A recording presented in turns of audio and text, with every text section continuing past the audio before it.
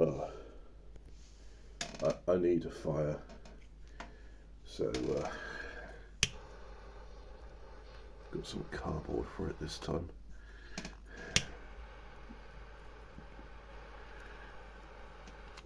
I might still be warm because I've just got out of bed, but I know that's not going to last forever.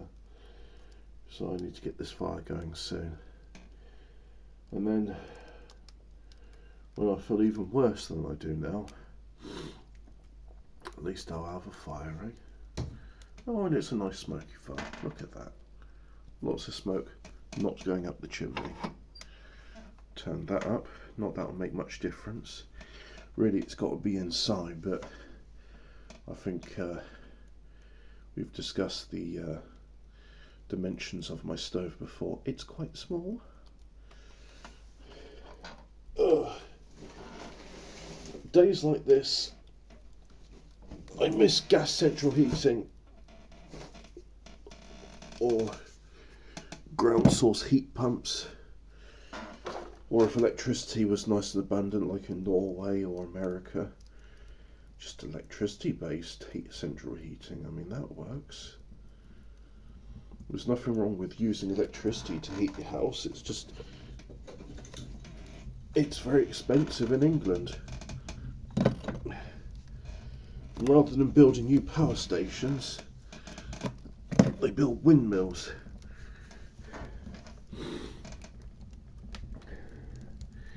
Every windmill is a diesel or gas turbine. And the reason I say that is because you always have to have it idling. Best case scenario, you've got consistent wind supply, you keep the generator idling, and whenever there's a slight fluctuation in the load, it will just immediately ramp up to pick up the slack. Worst case scenario, you're just using gas or diesel to meet demand because there's either too little wind or there's too much wind. Might actually be on my channel. I did some investigation into solar and wind, and look, if you're in a situation where you can't get mains electricity and solar and wind works for you, then by all means pursue it. But as a means of generating electricity for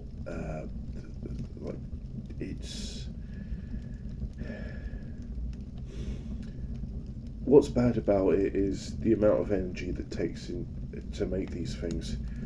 In the case of solar, you need a lot of coke and quartz, and quartz is a finite material.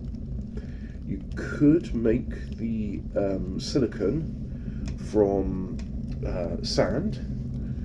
However, it is not as pure as quartz, and even that has to be purified. That's why vast amounts of coke are used to heat it up, because silicon, you need to get it very hot in order to make it molten.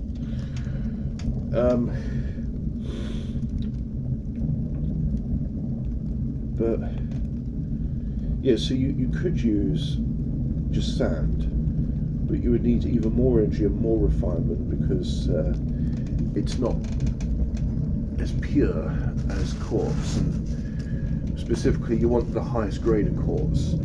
For example, I mean, it's not the only mineral where we've got an abundance of it, but actually when you look closer we don't have an abundance of it. I've been told granite is the same. The main quarry that makes granite in England is Cornwall, and all the useful blocks of granite that are greater than 2 foot in size, the sort used to make tombstones, I can't find it anymore. I mean, if they dug really deep, they'd probably find one or two, but it's to the point where it's not commercially viable. So, tombstone granite is now imported from India and China, where our solar panels are made, the wind turbines. Oh, by the way, Wind turbines are a composite material, as composites are stronger than the sum of their parts, and the composite seems to be a mixture of fiberglass, glue, and balsa wood. There's probably bits of aluminium in there as well. And due to the demand of making these wind turbines, balsa wood is now an endangered species due to illegal logging. So this every time I look at a wind turbine, I just think you've contributed to the destruction of balsa wood rainforests, and you also make it a lot more expensive for model makers, because now an ideal construction material for making Airfix models, amongst other things, that worked well, is highly sought after. My solution is use coal right now, or gas. I'd say coal. There's nothing wrong with coal if you use smokestack scrubbers. That stops the sulfur dioxide from going into the air and causing acid rain. And do away with this notion that carbon dioxide is a deadly pollutant, and we must do all we can to achieve net zero. So I'm probably not going to be winning any favours with our current government for saying that. Then, in 30 years' time, uranium-based reactors, because apparently it takes 30 years to build one reactor. I don't know why, but it does. And then,